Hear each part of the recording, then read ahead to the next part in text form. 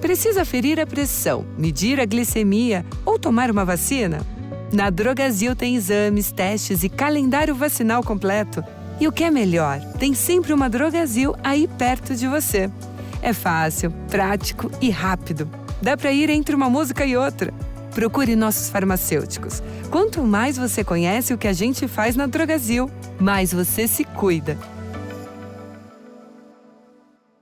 O que acende a sua vontade de começar algo? Tem uma faísca em você que te chama para empreender, investir, dar novos rumos para sua vida. E para todos os seus começos, você pode contar com Santander Select. Um banco mais pessoal, mais próximo, mais humano. Um time de especialistas com olhar atento para cada momento da sua vida. Porque você sabe, só quem já deu muitos passos está pronto para continuar começando. Santander Select. Começa em você, começa agora.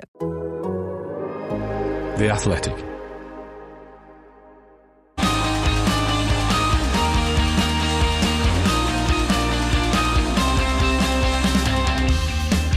The race is on, and Charles Leclerc put his Monaco Grand Prix curse to bed with a lights-to-flag victory on his home streets. But what made Ferrari and McLaren so good, and Red Bull, by its standards, so bad? I'm Edd Straw, and joining us to tell all are Scott Mitchell-Malm, Mark Hughes and Josh Suttill. Well, Scott, we'll come to you first. A home win at Monaco. Well, that's got to be a great race to be at. Yeah, it's been a fascinating weekend watching kind of the build-up to this. Leclerc's looked absolutely on it from the word go. So there's always a sense of anticipation and expectation for Charles to achieve something here, especially as even in Ferrari's leaner years, the car's been quite competitive on these streets. And it's a home race that obviously he absolutely loves, he excels at, but he's never had the luck before. And then as this weekend kind of went on, you just sort of thought, it feels like it's coming together, but that twisted part of you is just waiting to see kind of what trips him up next. And I have to say, like, the reaction to him winning was amazing. I'm really happy for him. The various boats in the harbour were going mad on the last lap or so, sounding their horns. It drowned out absolutely everything else over the last sort of 90 seconds of Charles' race. But yeah, it was an amazing atmosphere. Yeah, it's got to be something pretty special. And Mark Hughes, obviously, I don't think you quite go back to Louis Chiron's win there. So first home victory at Monaco that you've witnessed. It is, indeed, yeah. And I'm just trying to think, was it the nearest I've seen? Has there been a Frenchman won at Monaco? I was... Olivier Beretta finished seventh in 94. I think he was seventh off the top of my head. Olivier Panis won in 96, but I wasn't here. So yeah, it was a lovely fairy story, and it's taken a few years to come together, but it finally did today. Absolutely. And Josh Suttill, as we talked about on the podcast before Monaco, it's your first trip to Monaco. So what did you make of it? Did you find it lived up to expectations? Did you enjoy the madness of the whole place? Yeah, absolutely. It's been great to witness it. It's been a real privilege to see it all in reality. It's obviously very different from years of watching it on the TV. It's quite the experience, and to be honest, I've enjoyed pretty much everything up until the race. I think you get kind of the best and the worst of Monaco, and I think the best is basically everything up to the race, and yeah, some of the worst, which we'll, I'm sure, come on to, is certain aspects of the race. Well, there's plenty to talk about when it comes to this one. So, Mark, we'll go to you now. A bit of a challenge for you, because this was the first time in World Championship history the top 10 all finished where they started, a stat I saw tweeted by Sean Kelly there. But can you explain how the Monaco Grand Prix played out? I hadn't realised that until I read the stat. It was the competitive order was set in place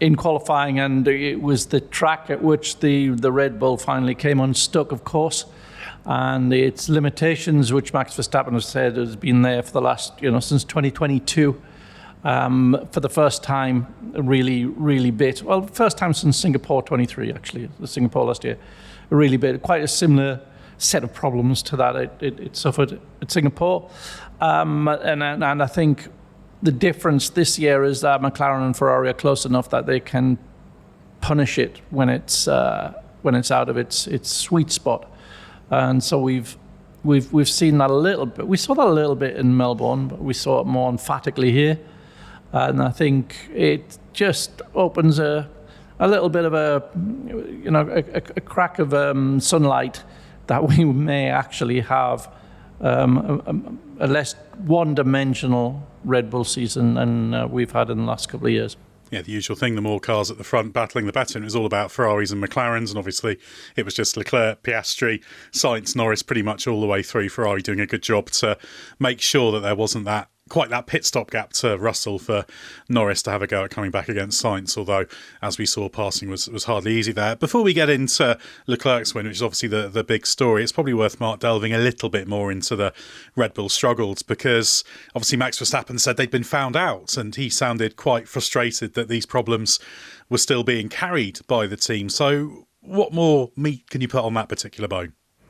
Well, basically the rear suspension is not compliant in roll. It's very, very stiff laterally, believed to be quite compliant vertically. So it's got lots of travel, which is part of what allows Red Bull to run this very sympathetic underbody design with quite a high ceiling, which allows it at a point where other cars might start to bounce. The suspension on this one just has enough travel to allow it to take the excess load on board without triggering the bouncing. But we found out that the hard limit you come up against there eventually is a mechanical bouncing, because if you're limiting the car and roll, but you're having to go to a high ride height because of the bumps of the circuit, the nature of the circuit, it seems to get to a place where it can no longer have enough compliance over when the camber of the road changes, or when you have to take a sudden curb or bump, and that load gets transferred straight through to the chassis rather than gets soaked up by the suspension. And that's Max said that it's been like that all the time for the last few years. And I think it's quite interesting that something that Adrian Newey said at the launch of the car, which made me wonder. He said, "No, I'm pretty sure that this car will top out quite early in terms of development, and that others still have development potential in them." He said, "I think others probably got more development potential left than us." And I think that's probably what he's thinking of. He's probably thinking, yeah, as soon as the others work out their own way of doing it, we're going to be exposed on particular types of track. And Singapore last year gave them the clue, and this was confirmation of it. It's part of the concept of the car. I think it's just that's how it is. It's part of what makes it so good globally over the full range of circuits. But it was disguised before, let's say. Verstappen was very good at describing it, I thought, after qualifying. Like, he has his moments when the very, very few times he doesn't make it into the top three, and therefore ends up in the FIA press conference. He slums it with us in the mix zone after qualifying, and in those moments, especially when he's got something to say, it's very illuminating. I think he stuck around for almost 8 minutes afterwards, which is, by mix zone standards, is probably 2.5 times the driver average. So he was happy to take all questions on this, and you could tell it bothered him. I feel like it almost spoke to the single-mindedness of Verstappen in terms of he wants to win every single race and wants every opportunity to be victorious, because it's almost like he doesn't care that by having this kind of problem in Monaco, he's then able to fight for wins at every other circuit, because he wants this to be fixed. And the sort of implication from Christian Horner over the weekend was basically that if you fixed it to be optimal here, you wouldn't have all that goodness on the other tracks. And Max isn't worried about that in this moment, because now he needs it. He needs it now. Yeah, that's not his problem. It shouldn't be his problem. I think it is worth noting, though, as well, because generally, Max Verstappen maximises everything in the car. And this car was really difficult to drive, but had he not had that moment at Sandoval, which was down to the characteristics of the car on his last Q3 lap, he'd have qualified second, third, probably. And rather than finishing sixth in the race, and of course he was just sat between the two Mercedes all race, he'd have probably finished on the podium. So even on the worst possible day for Red Bull, the pace was in there to be probably on the podium, and that owes plenty to Verstappen's qualities, but we should note that the gap to Perez in Q1 was about 3.5 tenths, which is where Perez has quite often been in qualifying this season, but plenty of times that's been enough to be in a pretty good position. I'm sure we'll have some questions later on from the Race Members Club about Red Bull, but let's move on now to Leclerc. As I said, the first home victory since Louis Chiron in 1931, which is one of my favourite facts to mention. How big a deal was it really for Charles Leclerc? We talked about that Monaco curse and he'd been downplaying it, but this was a huge, huge deal for him, wasn't it? Yeah, it is a big deal, and you could tell it meant a lot to him, and was like it just feels like an unsatisfying cliche to say it's a weight off his shoulders, but there's an emotional baggage around this kind of thing, and Leclerc said in those final laps he was he was thinking about winning, and that emotion was becoming so powerful. He said like he couldn't see almost, tearing up. So that's the kind of thing that we're talking about. And I remember saying to you, Mark, earlier in the weekend, to me it's one of the things that made me think like surely something's going to go wrong this weekend is when there's so much hype or build-up or expectation on someone to win a home race, and that driver wants to win it so much, and everybody else wants them to win it so much, and their home fans want them to win it so much, that it can kind of collapse on itself because that weight of expectation is so great. And like the examples I was giving, like Rubens Barrichello in Brazil, for example, which just always felt like just one of those things is like one way or another this is doomed to never happen. And Jenson Button at Silverstone, and never quite coming together at the British Grand Prix, even in the Brawn year, and with McLaren. And when you think of the circumstances that Leclerc has had at Monaco, to have been on pole twice before in this race and still not managed to finish on the podium, I think, let alone win, like that's the level of home curse that you were dealing with, and why there was this narrative about his home race curse and stuff. So to have finally banished that and to have done it in such emphatic fashion with the way that he was this weekend, like to my mind, there was no doubt he was going to be on pole position. He just looked absolutely at one with this second. I remember in FP3, I think it was 15, 20 minutes to go of the session, he pumped in a lap that was like 6-7 tenths quicker than anything anyone else could do. And they basically spent the last 10-12 minutes or so just chipping away at it, getting closer and closer, and Leclerc was just kind of like, that's fine. Yeah, I think that was his benchmark. Mentally he thought, that's sort of how it's going to feel, and he just built it from there. Really, he was so confident, and so just the car works so fluidly over the curbs as well, and so he was just really able to express himself, and it was fantastic to watch. What was interesting is Carlos Sainz is pretty handy around the streets of Monaco, but he admitted after qualifying that Leclerc was just more confident. So very much this was just Leclerc at his absolutely flying best. And to me, it illustrates that point we make that sometimes people object to, but fundamentally when things are right, Leclerc is just that bit quicker than Carlos Sainz and is arguably the quickest guy on the grid, potentially.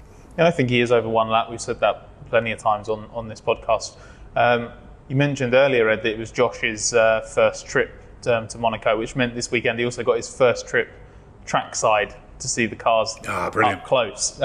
Were you there for Leclerc's benchmark lap in, because it was FP3 you went trackside, wasn't it? Yeah, exactly. Me and Mark went trackside, and the swimming pool section, you can see obviously the driver's commitment there. And I think quite early on in that session, earlier we were up Beau Rivage, Massenet, yeah. And we saw the commitment quite early on. I remember you pointing out that Charles was already so committed early on in an FP3 session. So yeah, you could see the commitment there, and you could also see where other cars were lacking.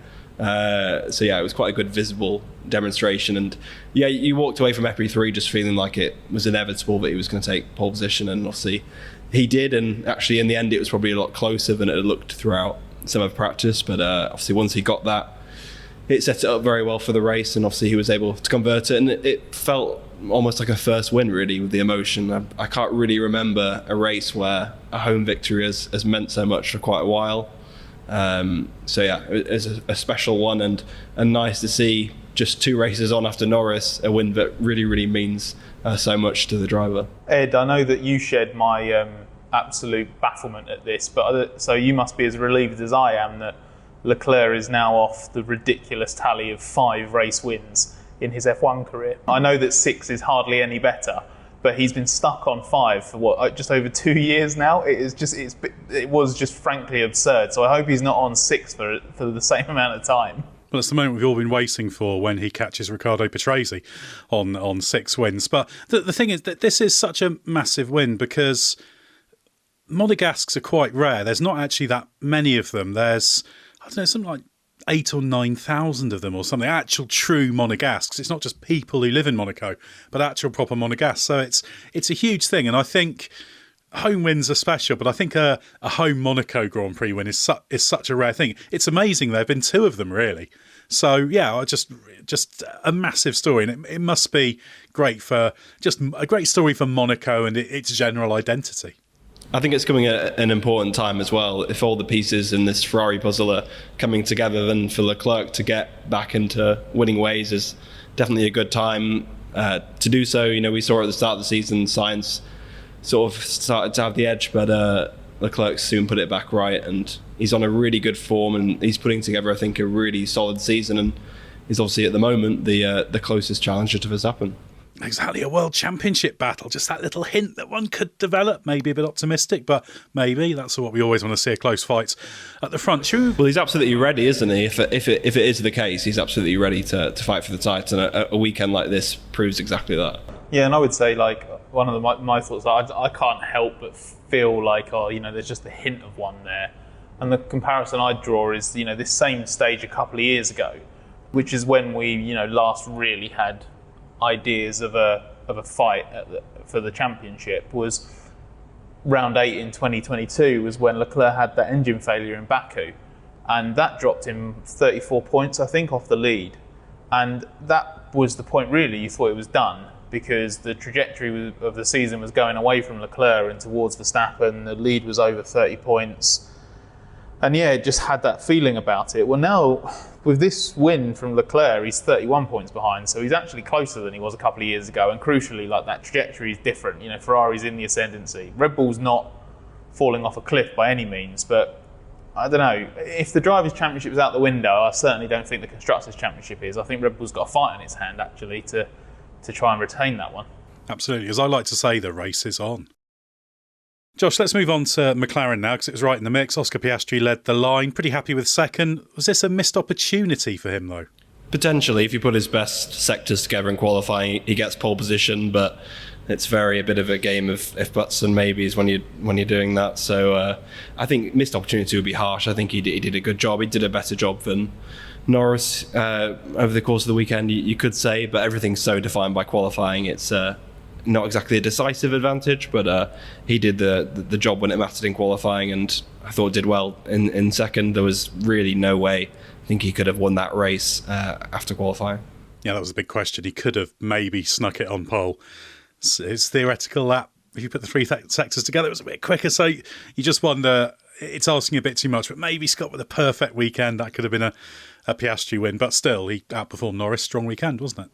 Yeah, and I think even if, like the theoretical laps are obviously based on the theoretical sectors, but my guess is that every single driver, if you, especially on the streets of Monaco, if you ran back their qualifying laps, you'd be able to find little bits in each sector where they'd be able to find time. And the main thing I think for Piastri is that his season, which has been impressive and has been getting more impressive as it's gone on, now has like a big headline result to shout about, because I couldn't believe he hadn't been on the podium yet this year, because obviously Norris has not only won a race, but he's just sort of been consistently very, very strong in landing big results. But now Piastri has one of his own as well, so I think he could go from strength to strength from this. It's one of those where the race doesn't banish any questions about how's his time management versus Norris, and can he beat Norris in a straight fight because of the way that Monaco is. But he earned that result through his sheer speed and the way he drove on Saturday. Then he didn't put a foot wrong in the Grand Prix. So I'm glad that he's got a result like this, because his form has definitely deserved it. He's lost results like this in the last couple of races through absolutely no fault of his own. Yeah, and it's worth noting he had a bit of damage in the race as well. A couple of tenths, quarter of a second maybe from that floor damage. So that didn't make life easy for him on the Sunday. Well, let's move a little bit further down now, Mark. Mercedes had probably its most competitive weekend of the season, although George Russell 5th and Lewis Hamilton 7th matched their results in the Bahrain season opener. So is there a bit to celebrate for them? Just the specific nature of Monaco makes you a little bit reluctant to go for gold on that. But it looks, compared to a few races earlier, if you put Imola together with this one, it's sort of, there might be something there. Certainly both drivers were saying the balance and the ride was way better than any Merc has been in the last couple of years around here. Still not the cutting edge of speed. I think the positions were flattered in practice a little bit by different programs everyone was running. But not too bad. It was good enough for Russell to out-qualify Verstappen having a very bad day, and Russell having a good day. It was, about the same on qualifying pace. So, yeah, not bad, but they're still sort of a little bit in no man's land. They're well clear of anybody else, given Aston Martin's quite spectacular drop-off in the last couple of races, but they're still noticeably behind the top three. Classic bit of Russell needing to be reined in a little bit in the first part of the race as well, wasn't it? Where he was really pushing in that stint. After the cars in front, and was basically told there's nothing to be gained by driving at this pace, and then he was sort of trying to complain a little bit, we were going to give away a free pit stop, and kept being told basically your race is not with them, stop trying to make it with them.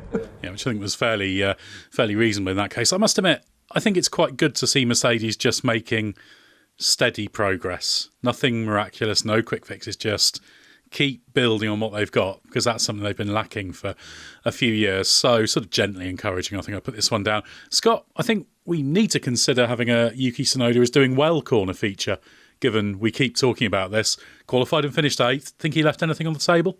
I don't think so. I think it's another really good weekend in what is, I would say, is now F1's 5th fastest car. I don't see any evidence to suggest the Aston is quicker than the RB anymore. I think Tsunoda's driving with the confidence of someone who is just fully on top of things in that team, with that car, with himself as well. He is so consistent at the moment in terms of getting the most out of the car and qualifying and getting up into the top 10, to the point where you're almost disappointed when he ends up 8th or 9th in qualifying, because you've just seen little bits through the weekend where he's basically overperforming where the car should be, because he's nailing it on a quali sim in FP2 or FP3 or whatever. So that puts him 4th or 5th or something like that. And then he qualifies 8th or 9th, and you think, oh, but could he have been 6th? And no, it's just that is better than when the car where the car should be. I think he's doing a fantastic job at the moment. Yeah, absolutely. He had a very quiet race ultimately, because although he had Albon behind him all the way, he dropped off the back of that little group of Mercedes and Verstappen in it. So relatively straightforward race. But yeah, it's great to be able to talk about Tsunoda in terms of consistency. I'm so pleased to see that. Absolutely. Although he didn't endear himself to Albon with the amount of pace management he was doing in the race. Have you had a chance to see what Albon had to say afterwards? I haven't as yet. I presume he felt it was a little bit pedestrian, therefore. He thought it was a bit excessive, but not in like a particularly overly irate way, because I don't think Albon does that. But basically, over the course of this, I don't know how long the answer was. Let's say a 60, 70-second answer. There are at least 3 occasions where Albon attempted to stop himself and move on, and then went back to how ridiculous Yuki's excessive pace management was. Albon says at one point he felt that he could have got out, hopped on his Vespa and gone quicker. Well, that's what Monaco's often all about, and certainly it did the job for RB. We should talk about Williams, though, a bit, Josh, because finally it broke its 2024 points duck. Alex Albon starting and finishing 9th, so very similar to Tsunoda, really, but just one place behind. How impressed were you with Albon and Williams? Yeah, huge relief for Williams to finally get a point on the board, or 2 points in this case. Monaco is obviously the track that means their weight disadvantage is kind of at its least. Somewhere like Monza is obviously going to be the most kind of painful circuit for them. So that kind of hid a bit of their limitation, and obviously coupled with Albon doing a really good qualifying lap and just generally driving really well throughout the weekend, he was obviously able to snag a couple of points. So yeah, really impressed with Albon and Williams, and yeah, it doesn't feel like this is some kind of step forward for them or real improvement, but just simply a set of circumstances which they were able to take advantage of in a way that they haven't been able to do with this more sort of standard, less peaky car.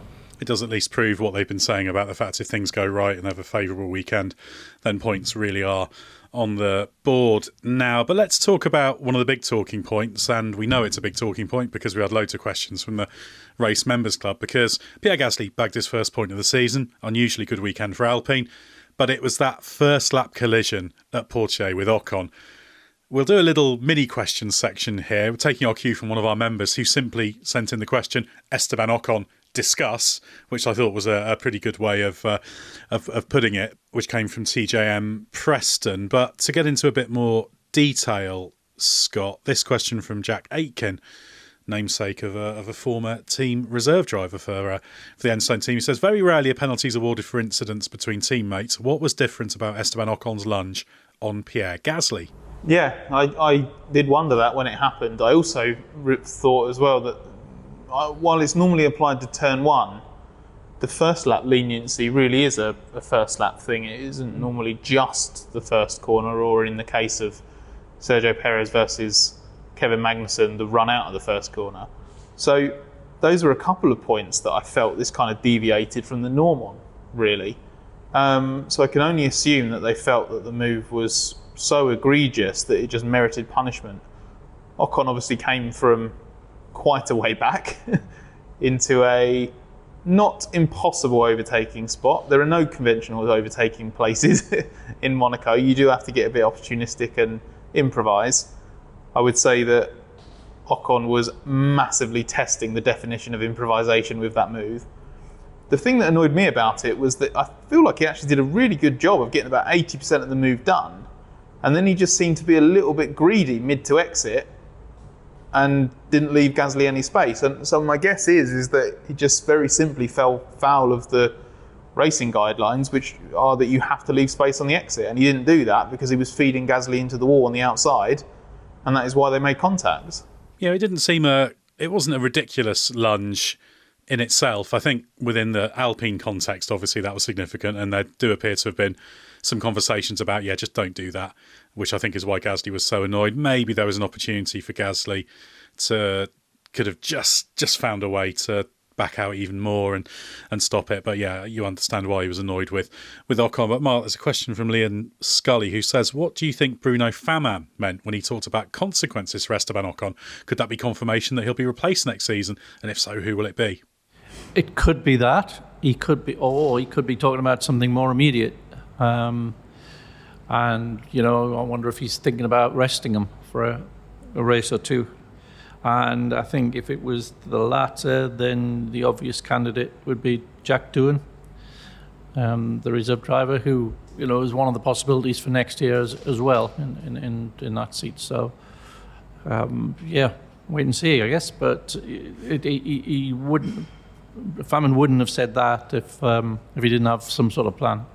It seems like that Ocon-Alpine relationship isn't going to last very long if this is just a kind of another factor onto that, which already seemed like it was going to end. It doesn't feel like much of a consequence if the consequence is that Ocon's off at the end of the year anyway. I don't think that'll be it, because Ocon's off at the end of the year anyway. So it's not really much of a consequence to just confirm the exit that everybody and Ocon is expecting. And when he says we have a very difficult decision to face, that doesn't sound like next year. No. Yeah, it certainly seems to be some kind of implied threat there. There was some footage of Bruno Faman talking to Jack Doohan after the race, and speculation that could be talking about being in for Canada. But, of course, team boss speaks to reserve driver after race. Just as a fact, is not necessarily that significant. So, for all we know, he's maybe asking Doohan for some holiday tips for going to Australia or something. So, we'll see what happens there. Doohan had been busy in the sim as well, hadn't he, on Friday night, and I think he'd been in Enstone and worked on the simulator there, helped turn around there Friday and helped deliver that qualifying result. Maybe Doohan was talking to Faman. Did anybody consider it that way round?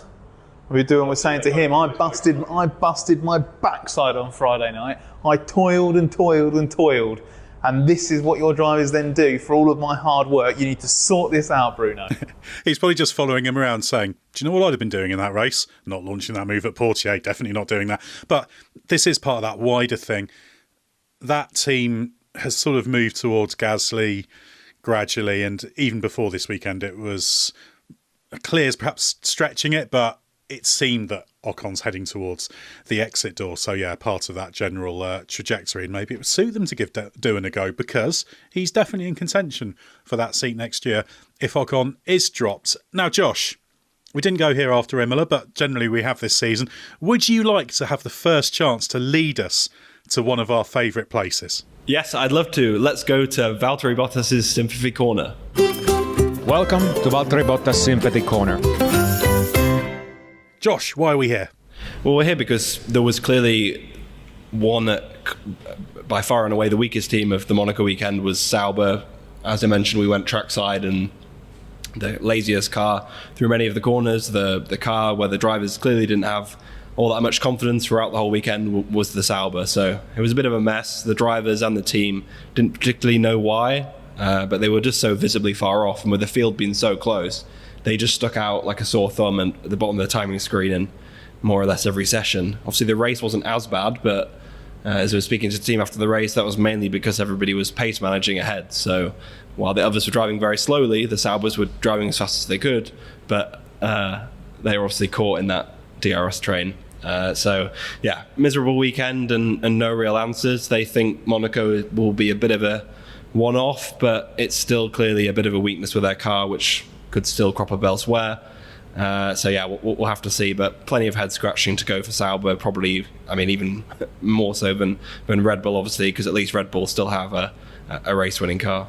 Yeah, and to make matters worse for Sauber, I think they've now moved to 10th place and bottom behind Alpine in our Super Times performance tracker for the season, and they were pretty horrible at Imola as well, the Saubers. So yeah, there's some work to be done there. We should very, very briefly actually, Scott, mention the Aston Martins, because, well, they weren't really worthy of much mention, because that car is just getting increasingly midfield in the bad sense of the word, isn't it? Yeah, as I said earlier, I see no evidence to suggest the Aston is quicker than the RB, so I think it's the sixth fastest car now. And it looked like that. I mean, at times in the weekend it looked better, but Alonso and Stroll think that they were just flattered earlier in the weekend.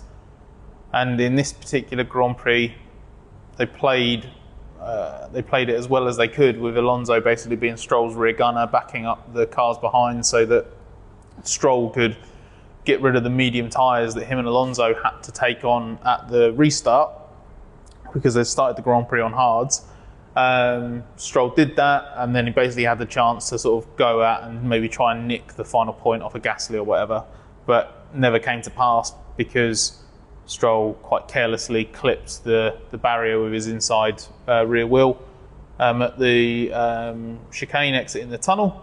And then Alonso, this genuinely amused me, although I wasn't really sure how he found himself in this position, if he's being honest. Alonso then inherited what he thought was 10th place. And he claims that he spent that entire time being Stroll's rear gunner doing it because they were going for 10th, and that they were protecting 10th for Stroll. And Alonso then thought, when Stroll dropped off, Alonso thought he had then inherited the final points position. So he said on these really old mediums that he's done the whole race on, he was like, okay, it's all on me now to get this final point. And he didn't say when he realised, but he said he'd done about 50 laps of the Grand Prix thinking they were fighting for 10th place and a point. And if that's true, if that wasn't just a little bit of embellishment, I would have hated to have been the person that did eventually tell him. Yeah, having spent a big chunk of the race just with a queue of cars behind you, yeah, that would have felt rather frustrating. But yeah, the fact that they're worried about missing out on a single point tells you quite a lot about where Aston Martin have fallen to, and they seem to be behind RB now. Right, well, as ever, we'll take questions from the Race Members Club for the final part of our podcast. Thanks to everyone who sent questions in. If you'd like to know a little bit more about the Race Members Club, click the link in the description for this episode. Head to our website and click on Go Ad-Free. All sorts of benefits there. Question asking privileges, the ad-free environment on the website, and, of course, special bonus podcasts. And we'll try and get through as many of these questions as we can now and then in subsequent podcasts before Canada. So, Scott, first for you. Question from Ian Hanley. How on earth has Ocon got a penalty, yet that absolutely ridiculous move by Kevin Magnussen gets nothing and there was no gap? The move was never on and he took himself and two competitors out. Well, I think they do it different because Ocon's was a lunge from behind. There was a gap to go into, but he definitely inserted the Alpine into that gap from afar. The Magnussen one was quite simple. He got a better run than Perez off the corner, and the way that snaking run up the hill works, that there are places that you can position your car where there's space that very quickly isn't space, because if you keep going a straight line you're going to hit a barrier. At the point in which Magnussen moved to the right of Perez, there was a gap. It was always likely to close. In fact, it was always going to close, and it was a pretty reckless move for Magnussen to make, but there was a gap there. That's why he was able to get a wheel on the inside of Perez as well. But then Perez moves across, and I think even though he was suggesting, on his onboard you can see, you never see Magnussen's car, he knew Magnussen was there. So he's conscious of that, and he's moved across, probably because he thinks Magnussen's going to back out. The track comes to Perez, not Magnussen, but Magnussen's still there. Perez isn't yielding at all. So it's not 6 to 1, half a dozen to the other. It's probably more Magnussen's fault as a whole.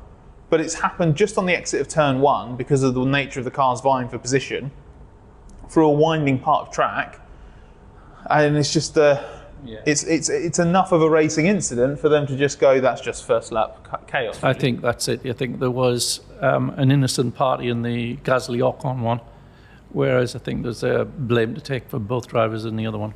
Yeah, it was just a bit needless, wasn't it? There were opportunities for both of them to prevent that one from happening. Josh, a question from John O'Hara. If Carlos Sainz is allowed to restart from third place, shouldn't this have been a full restart and therefore a tyre change should have been required? It seems a bit inconsistent to me. Yeah, it was mainly because Zhou Guanyu was caught up behind all of the crashed cars. If you saw his onboard, he was very harsh on the brakes and trying to avoid the absolute litany of debris that was all across the track. So a full restart just made sense, and unfortunately the tyre rule change was just the worst place to have it was in Monaco, and that kind of killed the race. But you wouldn't have seen that at any other circuit because there are very, very few others where people could have done the full race on one set of tyres. So I think a slightly unfortunate one there. Yeah, you basically have to boil that down to there's a difference between a standing restart, because it's not a race restart, it's just that is how you restart races. It's a standing restart. It's been the case for a few years now. You can have a safety car restart, but it's mostly a standing restart. And the original grid order was just the most reliable way the FIA decided was the most accurate way to set the grid for that restart. So it wasn't a full restart of the race that then in that sense, it was a standing restart with the starting order based on the start of the Grand Prix itself. They're two slightly different things. It was the position as they went past the safety car 1 line. Yeah. So it was slightly different with the original grid, but basically the same. Yeah, and had Joe got further round before the red flag, then that would have triggered it to the next point, and you'd had the sector 1 times, and that would have changed it. So probably Carlos Sainz owes a quick thank you to Joe for that one. Mark Sean Lehan says, "Hi guys, excellent analysis and insight as always. A question referencing Mark's excellent analysis of the Red Bull suspension limitations. Do their problems getting the car to work this weekend and previously in Singapore give sufficient clues to other teams as to where the Red Bull is so successful as a ground effect concept?" Well, I think Red Bull's two rivals, McLaren and Ferrari, are deep into their own development curve now, and reaping the rewards for understanding their own cars. And yeah, they've taken quite a few cues from last year's Red Bull and that of the year before, but it's still not. They're not exactly the same in the way that they're the balance between the mechanical and the aerodynamics at the rear.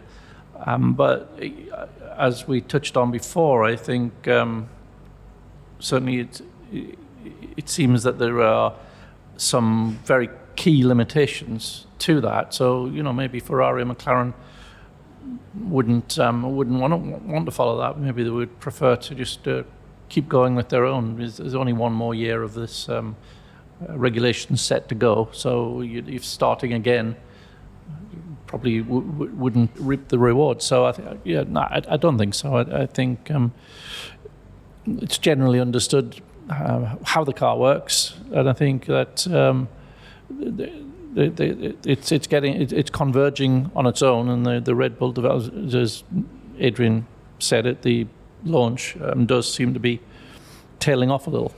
And a connected question I'll take from Kieran Bruce, who says, how much of a test is it for Red Bull to develop the current issues out of the car without, I'm guessing, Adrian Newey's input?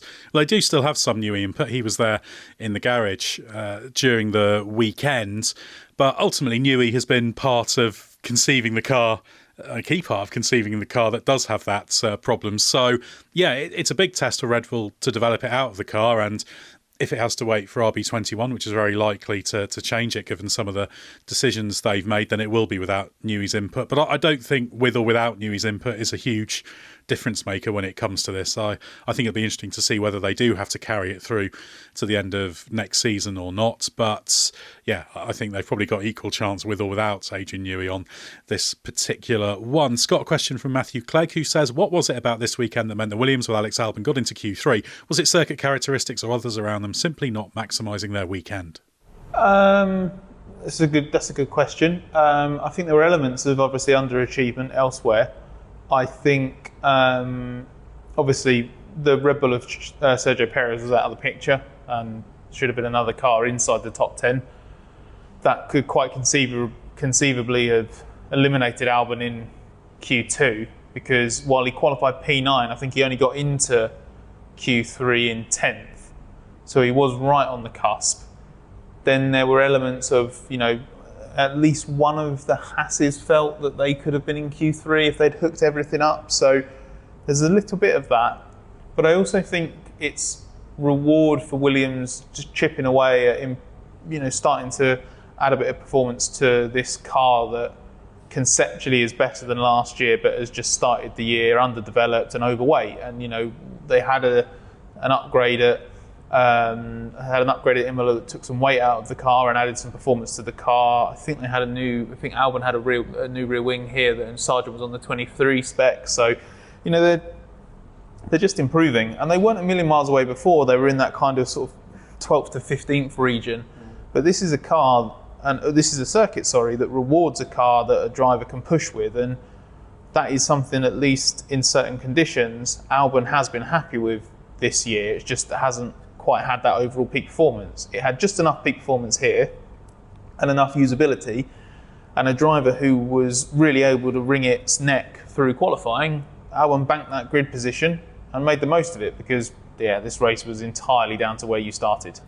Question for you, Josh, from Paul Balkazak, who says, why did the second formation lap count as a race lap? I believe that's because the cars are fueled up for 78 laps plus a formation lap, so it just makes sense to count that as a racing lap. Yeah, I think the simple answer is it wasn't a formation lap, ultimately. As you say. Mark, a question from John Foggin, who says, why did it take so long for Mercedes to pit Lewis for new tyres when there was a huge gap to Tsunoda for ages before it happened? He could have stopped and got the undercut on Verstappen potentially at least 10 laps earlier, giving him more time to catch and pass those ahead. He could have done, but they were very carefully playing on the cusp of tyre graining. And not just Mercedes, but certainly Mercedes were suffering from it in the long runs on Friday, but running at a considerably faster pace than the run the race at. I think they were doing 15s on the long runs on Friday and running 18s and 19s in the race today. So at a harder pace, the limitation was front tyre graining, so they wanted to do the undercut, but in a way that didn't make the stint too long, especially as he would have had to have pushed hard on that outlap to make it work. The next question from Miles Dick, which I'll take, says, why wouldn't Hamilton have known he needed a faster outlap after his pit stop to deny Verstappen a free stop? Surely the Red Bull pit crew coming out to make Hamilton's pit entry difficult would have been a big hint. Did Hamilton drive a slow outlap on purpose because he was unhappy with the Mercedes strategy? I think it's just they didn't tell him, ultimately. Toto Wolff admitted there was a miscommunication, and while, yes, it's fair to say you could argue it's quite obvious, perhaps, but teams will get irritated when drivers don't listen to the instructions they're given, and usually if your outlap's critical you'll be told. And of course, as we've talked about before, the way you go on the tyres when there's the maximum tread on it can influence the way the tyres last and perform as well. So he was probably just doing a normal outlap. Yeah, maybe he could have attacked a little bit more, but yeah, they needed to give him that critical message. That's what it's there for, and he probably assumed they had their reasons for it because they could see the whole race. Scott, a question from Lachlan Babbage. Can we still consider the Monaco Grand Prix a part of the Triple Crown? I think a race that can be won by just qualifying shouldn't really count. Can you think of any other major races that should take its place? I'm thinking of the Nürburgring 24 Hours as something I'd like to see recognised as part of the crown. No, because it needs to be a Formula One race, because it needs to be something that alongside Indy and Le Mans is borderline impossible to win. That's what makes it this mythical thing. It's what makes it so cool that Alonso made a conscious effort to go for it and missed it. Like, that's how hard it is. Alonso had one of them in the bag already, went and then one of the other ones twice with ease, and couldn't get the third one, and he probably never will get the third one. I'm happy with it still being Monaco, because it's a race steeped in tradition, and there'll only be a certain number of people that can ever have a crack at it, and the crossover of the people who will have a crack at winning Monaco and then doing the others is even lower. So I'm happy with where it is. I like it. I mean, like Nürburgring 24, for example, is a good one from a historic point of view and stuff like that, but it doesn't have that same allure. Yeah, we should note, technically speaking, when Graham Hill coined the Triple Crown, he included the World Championship, not Monaco, although Monaco tends to be the more conventional one. It's a bit more consistent. And, of course, the Triple Crown is quite a nebulous sort of concept. It's quite fun, but it only really became a thing again when Alonso tried to do it. Josh, a question from Nathan Schwartz, who says, I'm curious, you often hear Indy aficionados say that the 500 is more important than the IndyCar Championship. Same thing for Le Mans and the WEC title. I know Monaco is the third jewel in the Triple Crown, yet it doesn't feel like drivers value it as much as a Drivers' Championship, and I'm curious why you think that is compared to the other two. It's just a different setup to Le Mans and the Indy 500. You know, it's the 500 with the championship wrapped around it, and it's Le Mans with a endurance championship wrapped around it. But Monaco has been for a very, very long time, obviously just one round within a Drivers' Championship. So I think that's the main difference. That F1 itself as a series is a lot bigger compared to IndyCar and WEC as standalone series. So it would be very, very hard for one F1 race to ever be as big as the championship. I think that's the main difference, whereas you can easily see why the 24 Hours of Le Mans and the Indy 500 are kind of almost bigger than their respective championships. Question for you now, Mark, from Paul Hodgen, and John Berger actually asked a similar question. Why is Lewis Hamilton saying he will not be able to beat George Russell when it comes to qualifying? Surely this is just Lewis giving himself a get-out-of-jail-free card because he knows George has got his number this year with qualifying. And what does this do to the relationship between him and George? It's been an odd pattern, isn't it? It's developed, you know, they hit the ground running on Friday, and Lewis is invariably the quicker of the two. And it goes all the way through to practice, and then you get to qualifying, and it stalls for Lewis, and George is usually the quicker qualifying driver. And it's, you know, any racing driver, when something odd like that is happening, will get a bit paranoid. And I think that's all it is. There's a little bit of competitive paranoia creeping in, thinking, is this to do with me leaving the team at the end of the year? What's going on? And you grab the guy straight out of the car in qualifying, and it's happened again, and it's come out. But I don't necessarily think it's there's anything to it. But I think it's quite understandable, the questions there in his head. Lewis did kind of partially row back on it after the race, because I asked him. I did say, like, he'd made this comment, and, you know, what did you mean by that? Because he said that he now always goes into qualifying knowing he'll lose a couple of attempts. So I said to him, because you could have interpreted that a couple of ways after quali yesterday, and so I just said, do you mean to George, or do you mean to the others? You know, the relative pace, because one has an implication that the other doesn't. Yeah. And he kind of sort of skirted around it and just went, oh, he's just trying to focus now and like doing his best, and he knows he just puts as much effort in as he can, and it felt a little bit like he kind of knows he either knew what he was implying, or he knows how it's come across and how it's and in reality probably understands the ramifications of that kind of implication. And I got the impression he wasn't as fully committed to the idea as some people interpreted it as him being afterwards on Saturday. Question now from John Ayers. With the exception of Miami in recent times, we see very limited first corner banzai attempts as much as we used to. Often the leaders are very discreet and drive off in grid order. Is this to do with starting times now being very equal in modern F1 cars, or a change in the modern drivers' behaviours? Yeah, I think it is down to the fact that the range of potential outcomes of starts is much narrower now. Everyone has a similar degree of starts. Their brakes are generally in a similar sort of place. There's just fewer offsets, and I think drivers also are fairly cautious not to pick up needless damage as well in the first corners we saw in Miami, how wrong it can get. So yeah, I think it's just a convergence of start performance means there's fewer opportunities. Scott, we've got a few questions about the Monaco format we can rattle through. Nevin Knowles says the Monaco race weekend needs to change. I don't think the race can be fixed, so it should be adjusted from a traditional weekend to super qualifying. Traditional Q1 to Q3, and the top 10 do a one-lap shootout the next day, with P10 going first and P1 going last. Each driver has 2 minutes to start their lap. They could alter the points, but the best part of the weekend is qualifying, and the race is just a formality.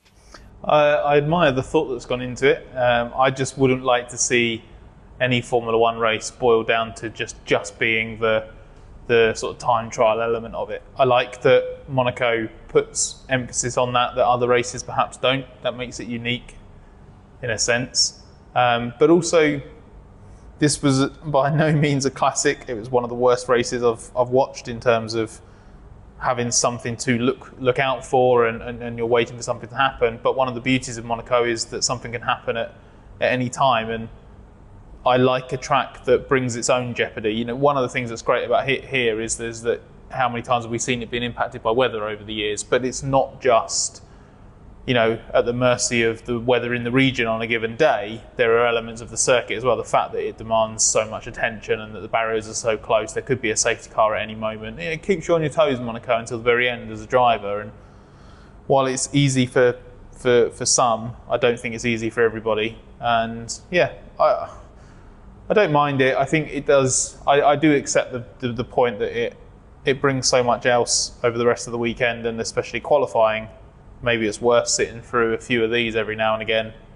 I'd like there to be something different, but I'd like it to still remain an actual Grand Prix in terms of there being a race. Josh, Stephen Rucco asks, should F1 change the rule to one mandatory pit stop instead of running 2 compounds of tyres? Stephen also mentions this would solve the red flag tyre change issue. It's a good suggestion. I guess you'd have the problem at the other end of the race. If there was a red flag and somebody had been running on the same set of tyres, they're then penalised for doing so because they changed the tyres into the red flag. They haven't obviously done their mandatory pit stop. So it's sort of solving one problem, but then you're potentially creating another. So I think it kind of shows how complex an issue that one is to solve.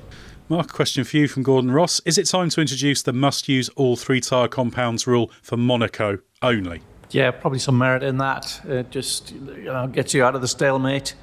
Another alternative is to just bring special softer compound tyres. The softest 3 compounds that Pirelli have that they bring, but maybe they need to be a little bit softer for this one.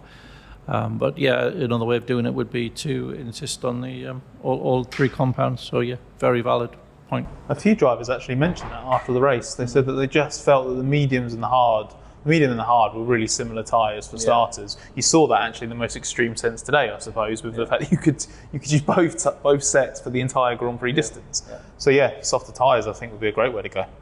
That does feed into the next question from Ansi Rolamo, who says, why can't you have special tyres for Monaco that only last for 15 to 20 laps? All the special rules mandating at least 3 stops. Well, the special tyres, I think the main reason there won't be is there's a cost concern, and there would still be loads of management within that as well. How slow can you go without being overtaken? Pretty slowly, as it turns out. So, yeah, but I think that'll be the main reason they want to keep it within the 5 available compounds that they tried to do the season on, and that's mainly financial. Sean Murphy says, after another Monaco procession, do you think it would make any difference if the Nouvelle chicane was removed to allow a straight run from Poitiers to Tabak? Would an overtaken to Tabak even be feasible in that scenario? No, I don't think it would. I actually had that thought during the Grand Prix. There was a point where you just saw that the run now just feels like that run from Poitiers down to the chicane just gets shorter and shorter. Like it's just, and I think I said earlier, I know why it can't, but I just quite like that run through the tunnel to be a DRS zone. Like it'd just be quite cool. Probably be a death trap, to be honest. But no, if you just run all the way down to Back, you'd never have a move there. It just wouldn't. It would make it more of a braking zone, but not enough.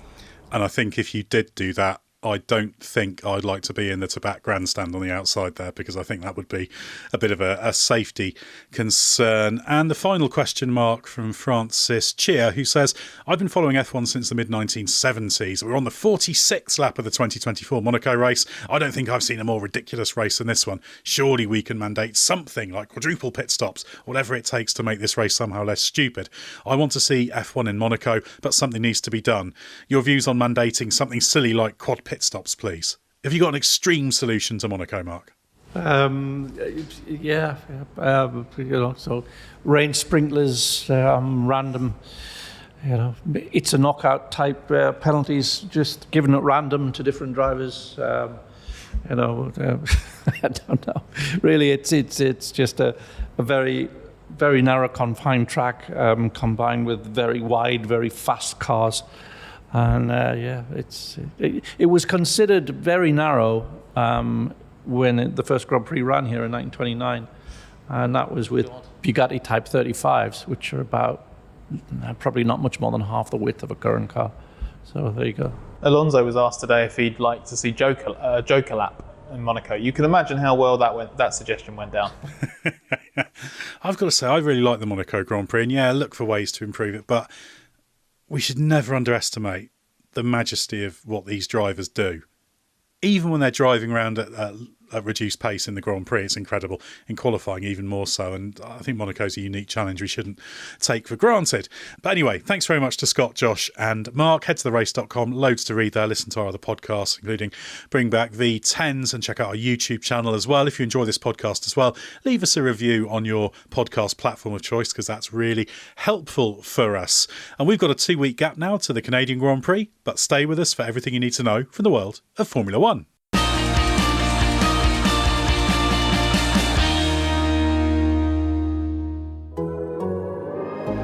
The Athletic.